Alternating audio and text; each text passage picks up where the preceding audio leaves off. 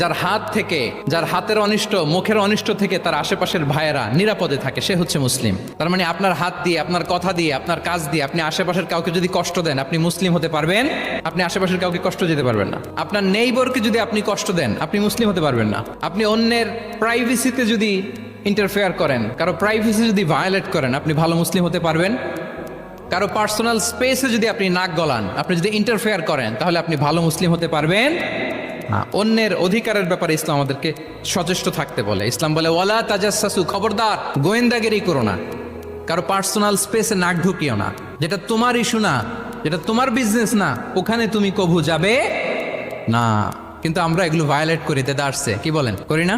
অন্যের কোনো বিষয়ে আমাদের আগ্রহ থাকে বেশি, এরকম থাকে না? এনএসইউতে আলহামদুলিল্লাহ এরকম কেউ নাই, আছে এরকম? কারো পার্সোনাল বিষয়ে আমাদের কোনো ইন্টারেস্ট আছে?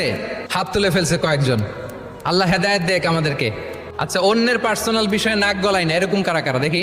মাশাআল্লাহ, মাশাআল্লাহ, মাশাআল্লাহ। ঠিক আছে, হাত নামান। তাহলে অন্যের পার্সোনাল ইস্যুতে আমরা আজকে থেকে নাক গলাবো, আমরা ভুল করে ফেলি। ইনশাল্লাহ আমরা এমনটা করবো না।